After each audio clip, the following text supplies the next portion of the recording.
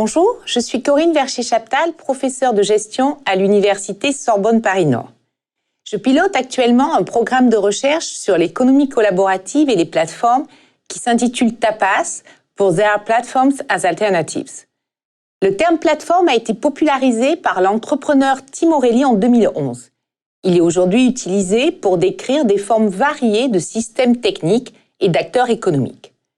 Ces formes peuvent aller des médias sociaux aux plateformes de transactions, de biens, de services et ou de travail, en passant par les moteurs de recherche et les systèmes d'exploitation. Au-delà de la diversité de leurs usages, les plateformes se caractérisent par 3 dimensions.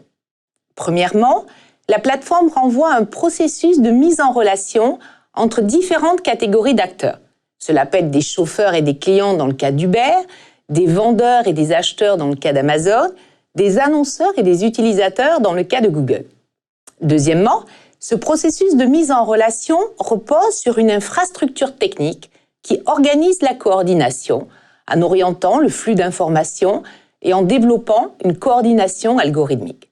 Enfin, troisième caractéristique, la plateforme permet à l'entreprise qui la détient de créer et de contrôler un marché tout en externalisant un certain nombre d'éléments, les actifs productifs et le travail le plus souvent. C'est ainsi qu'Uber, la plus grande entreprise de taxis du monde, ne possède aucun véhicule et Airbnb, le plus grand fournisseur d'hébergement, ne possède aucune propriété. Dans la littérature, les plateformes numériques sont généralement associées à l'évolution du capitalisme contemporain.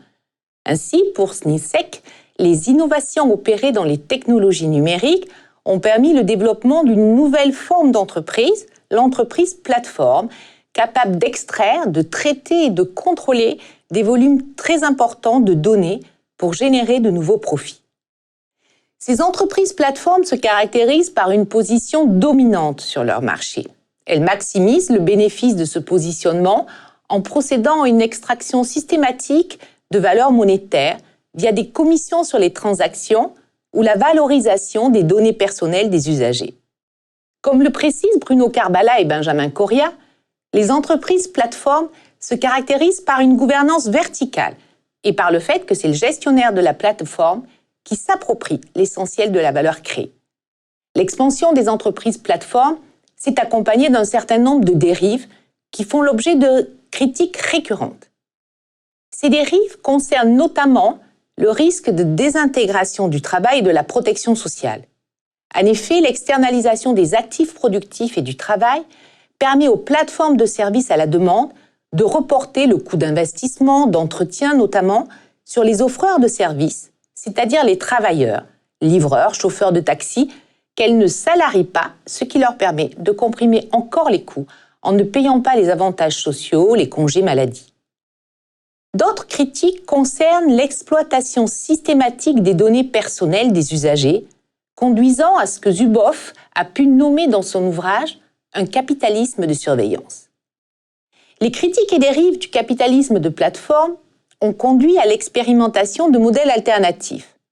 Au cours des 10 dernières années, de nombreuses initiatives ont vu le jour en Europe et aux États-Unis. Ces expérimentations font, pour la plupart, explicitement référence à la tradition coopérative pour promouvoir la propriété collective des plateformes par leurs usagers.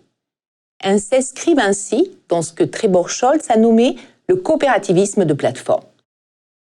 Nous avons étudié un échantillon de plateformes alternatives qui se sont développées en France dans différents secteurs d'activité. Nous en présentons ici quelques-unes à titre d'illustration. Mobicop est une plateforme grand public de covoiturage libre. Elle vend également des plateformes en marque blanche aux collectivités locales et aux entreprises.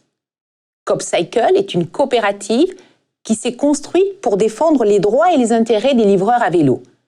La forme coopérative permet de donner aux livreurs la maîtrise sur leur outil de travail et de bénéficier d'une protection sociale mutualisée. Le logiciel de livraison est open source. Il est à l'usage des coopératives de livreurs qui se créent, permettant ainsi de constituer un réseau qui atteint maintenant une taille internationale. France Barter est une fintech sous statut coopératif spécialiste du business to business et qui permet aux entreprises d'échanger des biens et services via la mise en place d'une monnaie virtuelle, le barter. Open Food France est une plateforme destinée aux acteurs des circuits courts, à qui elle offre un certain nombre de services, comme le référencement d'offres, des catalogues produits, la vente en ligne. On mesure aujourd'hui, avec la pandémie et la crise sanitaire qu'elle provoque, l'importance d'avoir des plateformes comme cela pour permettre la mise en réseau de petits acteurs sur les territoires. Les oiseaux de passage valorisent un droit à voyager autrement. La plateforme offre la possibilité d'une mise en récit des territoires, notamment de leur histoire sociale. Elle développe une offre d'hospitalité et de découverte des patrimoines produite par et pour les habitants au travers de chambres d'hôtes, de balades urbaines, de la vente d'ouvrages et de productions locales. Quelles sont les singularités de ces plateformes alternatives ? Sans prétendre à l'exhaustivité, 4 caractéristiques méritent d'être soulignées. Au travers de leur activité, les plateformes alternatives répondent à des enjeux d'intérêt collectif, voire d'intérêt général. Il peut s'agir de la transition écologique via le développement de solutions de mobilité partagée, la défense des circuits courts, l'inclusion avec le développement du transport solidaire, la défense des droits culturels et la valorisation du patrimoine vivant. Deuxièmement, les plateformes alternatives mettent en œuvre une gouvernance ouverte et partagée et une gestion multi-acteurs. Ce sont différentes catégories d'acteurs, de parties prenantes qui vont gérer ensemble la plateforme. Il y a généralement une équipe centrale qui porte le projet, mais les différentes communautés locales d'usagers vont être associées à la fois à la gouvernance, mais également en termes de contribution de travail.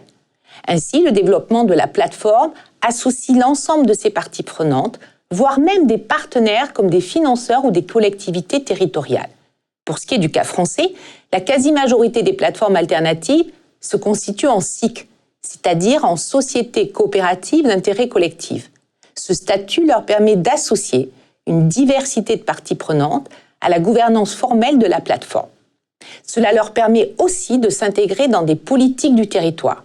C'est tout particulièrement le cas concernant les plateformes de mobilité partagée qui développent des partenariats avec les collectivités et des acteurs locaux comme les CHU.